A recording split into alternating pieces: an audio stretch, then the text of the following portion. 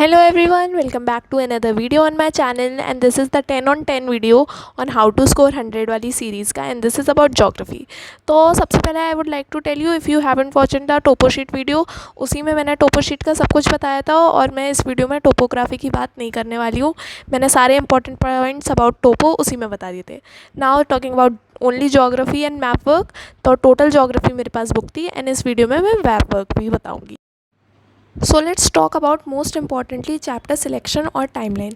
तो जिन जिन लोगों को ज्योग्राफी का पैटर्न पेपर का पैटर्न नहीं पता है, उनके लिए मैं सबसे पहले बता दे रही हूँ कि क्या होता है चैप्टर के हिसाब से। सेक्शन बी की बात कर रही हूँ मैं सिर्फ, उसमें जो क्वेश्चंस आते हैं उसमें 9 क्वेश्चंस आते हैं, हाँ, और उनमें से कोई भी 5 क्वेश्चंस करने पड़ते हैं और वो चैप्टर वाइज आते हैं। जैसे कि देखो, अब मैं तुम्हें बताऊँगी, जैसे हिस्ट्री में होता है ना यूनिट वाइज क्वेश्चंस आते हैं, वैसे ही लगभग ज्योग्राफी में होता है। एमसीक्यूज पूरे में से आते हैं। तो जैसे कि देखो, एक यूनिट हो गई क्लाइमेट, एक हो गई सॉइल की, एक हो गई नेचुरल वेजिटेशन की, ठीक है, एक हो गया वाटर रिसोर्सेज का, और मिनरल रिसोर्सेज और ये कन्वेंशनल एनर्जी वाला एक यूनिट आता है पूरा। क्वेश्चन आंसर्स की बात कर रही हूँ मैं सिर्फ।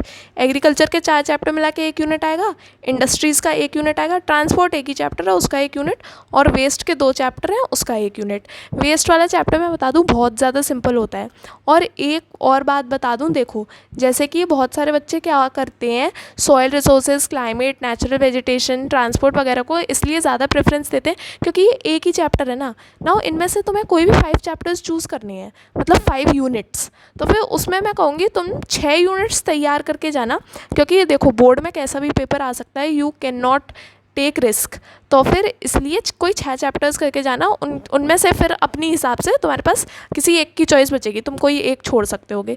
मैं जो करके गई थी, मैं climate, soil resources, natural vegetation और उसके बाद water resources, transport and waste management करके गई थी। नाउ एमसीक्यूज़ तो देखो सब में से आने हैं, तो एमसीक्यूज़ मैं बता दूंगी कि कैसे निकालने हैं। बाकी तुम्हें रीड करने की भी ज़रूरत नहीं है बाकी सारे चैप्टर्स, अगर तुम ये वाले नहीं कर रहे हो, जो वाले चैप्टर्स नहीं कर रहे हो, तो 6 चैप्टर्स मिनिमम करना। क्लाइमेट चैप्टर करने में बहुत सारे बच्चों को बहुत ज़्यादा तकलीफ़ आती है, तो मैं वो बता दूंगी वो कैसे करना है। तो फिर जैसे कि देख सकते हो, ये जो सारे चैप्टर्स हैं ये बहुत इजी होते हैं और बहुत ज़्यादा स्कोरिंग होते हैं। और जो एग्रीकल्चर वगैरह वाला क्वेश्चन होता है उसमें क्या होता है, उसमें बहुत सारे तुमसे पूछ लिए जाते हैं अलग अलग चीज़ें, और उसमें बहुत सारी स्टैटिस्टिक्स की वैल्यूज़ आ जाती हैं, इसलिए बच्चे नहीं करते हैं वो। Now how to do climate वाला चैप्टर एंड और भी कौन से चैप्टर कैसे करोगे। तो फिर सबसे इजी चैप्टर, मैं सच बता रही हूँ, अगर मेरे को सबसे इजी चैप्टर कोई पूरी ज्योग्राफी में लगता है तो वो होता है क्लाइमेट। क्लाइमेट से ज़्यादा आसान चैप्टर मिलेगा नहीं, क्योंकि इनमें बहुत से, इसमें एप्लीकेशन बेस्ड क्वेश्चन सबसे ज़्यादा आते हैं। इनमें वो वाले नहीं आते हैं, वो रट्टू तोता वाले, जैसे कि सॉइल वगैरह में आ जाते हैं ना, कौन सी सॉइल कौन सी जगह पाई जाती है, इसमें वैसे नहीं आते हैं इसमें। लेकिन इसमें भी बहुत ज़्यादा वो होते हैं। इसमें मैं कुछ मेन टॉपिक बता दूँ, टेम्परेट और ट्रॉपिकल साइक्लोन्स के बारे में पूछा जाता है, डिस्ट्रीब्यूशन ऑफ रेनफॉल के बारे में पूछा जाता है, और समर वाले सीज़न में लोकल विंड्स का ये जो पैराग्राफ दिया हुआ है ना टोटल इंग्लिश में मॉर्निंग स्टार की, इसमें सबसे ज़्यादा पूछा जाता है। यहाँ से तुम्हारे एमसीक्यूज सबसे ज़्यादा बनते हैं, अगर मैं सच बता दूँ। और एक वो हिमालय कैसे हमारी कंट्री को प्रोटेक्ट करता है, एक वो वाला बहुत ज़्यादा क्वेश्चन बनता है। और ये वाले जो इस टाइप के क्वेश्चन आते हैं ये हमेशा आता है, इसे प्रैक्टिस करके जाना है, ये नहीं कि सीधे एग्जाम में ही सबसे पहली बार इसे प्रैक्टिस कर रहे हैं, इसे पहले से प्रैक्टिस करके जाना। इसमें तुमसे रेंज पूछी जाती है टेम्परेचर की, और अलग अलग चीज़ें पूछी जाती हैं। तो ये बेसिकली एप्लीकेशन बेस्ड है। क्लाइमेट के ये जो नोट्स हैं ये मैं अपने चैनल पर डाल चुकी हूँ। ये एक्चुअली बुक लैंग्वेज से ही बहुत ज़्यादा इंस्पायर्ड है, ये हमारी मैम ने लिखवाए थे क्योंकि हमें, तो फिर बस इनको मैं डाल चुकी हूँ, वो देख सकते हो। अब सुनो, क्लाइमेट में तुम क्या करोगे, अगर तुम्हें क्लाइमेट करने में दिक्कत आती है, वैसे आनी नहीं चाहिए, बस एक बार चैप्टर रीड करो। रीड करने में बहुत ज़्यादा मौत आती है, तो क्या कर सकते हैं, देखो तुम चैप्टर का 1 शॉट देख सकते हो। सबसे पहले आईसीएससी वाला चैनल पे अच्छे 1 शॉट हैं बिल्कुल, उसे 1.5x स्पीड पे करके देखो। पहले 1 शॉट देख लियो, उसके बाद चैप्टर की रीडिंग खुद मारो, तुम्हें क्लाइमेट अपने आप में खुद समझ में आ जाएगा।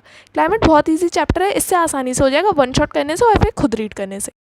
Now once again we have landed to the most important part of the video, जो कि होता है मैप वर्क।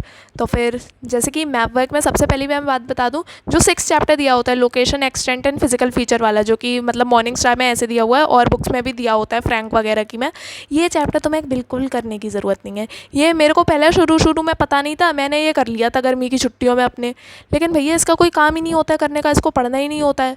सिर्फ मैप करने होते हैं, उस वाले चैप्टर को छूना भी मत, खोल के भी मत देखना। और मैप वर्क में वही करना जितना सिलेबस में लिखा हो, तुम्हारे पास सिलेबस होगा ज्योग्राफी का, आईसीएससी की वेबसाइट पे देख लेना, सिर्फ उतने ही नाम करना जितने दिए हों, फालतू का मत करना।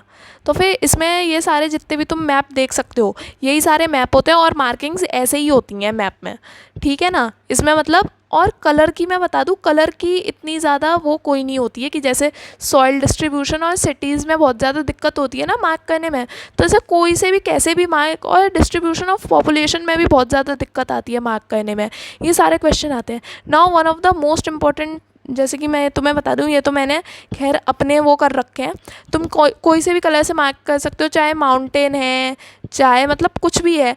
पास के लिए जैसे काराकोरम पास वगैरह वो है ना, नाथुला पास वगैरह, तो उसके लिए वो एक सिंबल होता है, तो मैं पासिस का वो दिया हुआ है बुक में, वो देख लेना।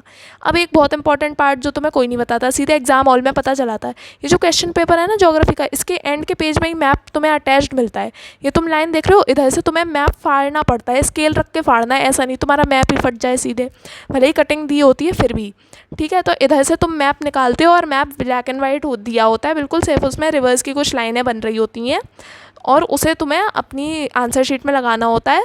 और मैप में पता है पंच नहीं आता है, आंसर शीट में पंच आता है, तो बहुत संभाल के मैप लगाना, बच्चों के मैप लग नहीं पाते हैं। Now coming on to soil वगैरह, शेड कैसे करोगे, कोई से भी कलर से कर दोगे, शेडिंग का कोई मतलब नहीं है। किससे करोगे, पेंसिल कलर से करोगे या फिर क्रेयॉन से करोगे, क्रेयॉन से ज़्यादा प्रेफर करूँगी, लेकिन पेंसिल कलर भी ठीक है, ठीक है ना। उसके बाद रिवर्स वगैरह में, अब पेन से करोगे, ब्लैक पेन से कर भी सकते हो और पेंसिल से भी कर सकते हो। I would prefer with black pen, क्योंकि पेन मतलब सही रहता है इन सारी बातों में। ब्लैक बॉल पॉइंट या जेल पेन पॉइंट जैसे भी करना चाहो, जेल ज़्यादा सही रहता है इन सब में, क्योंकि पानी ऐसी कोई जेल में कोई बात नहीं है, ठीक है ना। कैसे करोगे, अब इसमें तुम्हें ना अपनी बुक में बहुत अच्छे से देखना पड़ता है मैप्स को, अगर मैं बताऊँ तो। क्योंकि देखो सबसे ज़्यादा, जैसे कि ये देखो इधर मेरी मैम ने लिखा है यूज़ रिवर मैप, क्योंकि आता ही रिवर मैप है, रिवर मैप के बगैर आता ही नहीं है, ठीक है ना। और मैं बता दूं, जैसे कि ये जो एरोज़ होते हैं ना, सबसे ज़्यादा एरोज़ वाले जिसमें भी मॉनसून विंड्स पूछ ली जाती हैं, इसमें कभी कभार बहुत ज़्यादा दिक्कत आ जाती है, इसमें बहुत मार्क्स कट जाते हैं। और मैं तुम्हें बात बता दूं, ये जो स्टैंडर्ड मेरिडियन वाली लाइन है, इसी के साथ में नीचे जैसे सिटी आती है प्रयागराज वगैरह की, तो इसके लिए बहुत ध्यान रखना। सिटी तुम्हें एक पॉइंट लगाना होता है, जैसे बुक में पॉइंट दिया हुआ है ना, वैसे ही तुम्हें अपने पहले पेंसिल से मार्क करना, फिर उसके बाद जैसे मुंबई हाई का तो इस बार क्वेश्चन भी आया था 2025 में, तो फिर वो मेरा सही गया होगा जहाँ तक है, ठीक है। और जैसे कि एक चीज़ याद रखना, जैसे ये दोनों एक ही लाइन में पढ़ रहे हैं, श्रीनगर और लेह, तो फिर तुम्हें ऐसे ही देखो सिटीज़ करनी पड़ेंगी, क्योंकि सिटीज़ आती हैं और पॉपुलेशन डेंसिटी वाले क्वेश्चंस भी आते हैं, क्वेश्चन आता है मैप में, और सॉइल डिस्ट्रीब्यूशन भी आता है। इसमें मार्क्स कटने का बहुत ज़्यादा वो रहता है, और ऊपर से सबसे पहले तो अपना मैप ही सही तरीके से टाई करना, ये नहीं कि वो ही नहीं लग पा रहा है अच्छे से, तो फिर ऐसे मैप कर लेना। और मैप में हाँ दिक्कत आती है, अब ये दिक्कत तो मतलब मैं कैसे ही सॉल्व करूँ, लेकिन तुम्हारी जो बुक में दिया हुआ है वैसे ही करो, और सिटीज़ को देखो कि कहाँ कैसे पास है, कौन से स्ट्रक्चर से। Now the end part of the video, जिसमें मैं बताने वाली हूँ how to frame answers in MCQs। तो फिर जैसे कि ये देख सकते हो, ये मिनरल रिसोर्सेज वाला मत देखो, वो तो मैंने अपने स्कूल के लिए कर रखा है। सॉइल रिसोर्सेज वाला पेज देखो राइट हैंड साइड पे, तो इसमें तुम देख सकते हो, जैसे मैंने फॉर्मेशन ऑफ सॉइल के नीचे ये देखो 1 2 3 4 हेडिंग्स डाल रखी हैं, 1 2 3। ऐसे ही जो अगली बार मैंने कैरेक्टरिस्टिक किया उसमें भी 1 2 3, हर चीज़ में 1 2 3 करके डाल रखा है, क्योंकि पॉइंट्स में ही आंसर लिखने होते हैं इसमें भी। और सबसे पहले मैं तुम्हें क्वेश्चन दिखा दूँ कैसे, सबसे पहले अपना क्वेश्चन पेपर समझो।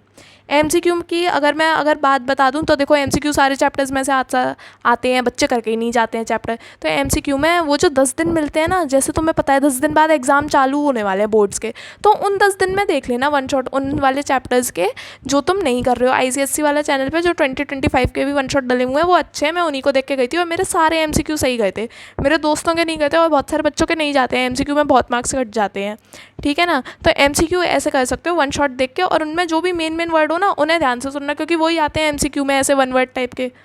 अब मैं बता दूं क्वेश्चन को देखो ध्यान रखो कैसे, इसमें लिखा है 2 पॉइंट्स, गिव एनी 2 पॉइंट्स, ये 2 नंबर का क्वेश्चन है, और इसके ये भी लिखा है कि 2 एरियाज़, तो फिर ये क्या हो गया, हाफ मार्क का हर एक पॉइंट हो गया, ठीक है। सबसे पहले अपना ऐसे ही पेपर समझना पड़ता है, जैसे कि देखो इसमें दे रखा है जोग्राफिकल रीजन, ये बहुत आता है, 3 नंबर के 3 रीजन पूछ लेते हैं, कैरेक्टरिस्टिक पूछ ली, 3 सवाल पूछ लिए 3 नंबर के। इसमें अगर ये देखो 2 चीज़ें पूछ ली, ये 2 मार्क के वो हो गया, 1 मार्क का सॉइल इरोजन, 2 टाइप के टाइप्स उसके पूछ लिए उसने आधे मार्क के। तो सबसे पहले यही समझो, क्योंकि ऐसे ही तुम्हारे आंसर्स लिखोगे तुम।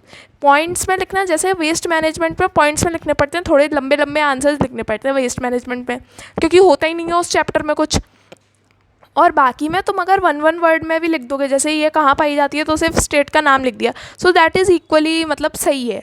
उसमें तुम्हें कोई भी ऐसा वो नहीं करना पड़ता है, इसमें कीवर्ड्स वगैरह भी इतने ज़्यादा नहीं होते। ट्रांसपोर्टेशन चैप्टर में अगर तुम देखो लोगे तो इंपॉर्टेंस में ये जो 4 पॉइंट्स मैंने बिल्कुल मिनिमम वर्ड्स में लिख रखे हैं, अगर तुम सच में ऐसे ही पॉइंट्स लिखाओगे तो वो एग्जामिनर तुम्हें देखेगा और सीधे सीधे मार्क्स दे देगा। एग्जामिनर को भी इम्प्रेस करना पड़ता है, कॉपी मतलब वो किसी की कॉपी खोलता है तो सबसे पहले उसे सबसे अच्छे कीवर्ड्स वाले आंसर लिखने चाहिए, जो उसके बगल में आंसर की रखी है उससे बिल्कुल मैच हो जाए तो वो खुश हो जाता है। ठीक है ना, ऐसे ही करना पड़ता है। और बाकी ये जो मैं अपने नोट्स दिखा रही हूँ ये भी मैं अपलोड कर दूँगी धीरे धीरे करके। कुछ पॉइंट्स हमेशा ध्यान रखना, जैसे कि हर एक क्वेश्चन जब स्टार्ट कर रहे हो तो न्यू पेज से स्टार्ट करना। और क्या होता है, टोपो शीट जैसे ही तुम्हारा एग्ज़ाम तो मतलब तुम्हें पेपर मिलता है, टोपो शीट वैसे ही नहीं देते हैं, 2-3 मिनट रुक के ही देते हैं। तो जैसे तुमने पहले क्लाइमेट वाला क्वेश्चन कर लिया, उसके बाद तुम टोपो शीट वाला करोगे, तो ऐसे थोड़ा इंडिफरेंस सा रहता है शीट में, तो ऐसी कोई बात नहीं है। लेकिन वैसे कोशिश करना कि एक फ़्लो में ही अपना चला सको। टोपो शीट टीचर से मांगने लग जाना जल्दी, क्योंकि टीचर देते नहीं है, वो बहुत टाइम वेस्ट करते हैं सच में लिटरली। तो फिर thanks for watching this video. अगला वीडियो है रोड मैप पर। Hope you like this video. कोई क्वेरी हो तो कमेंट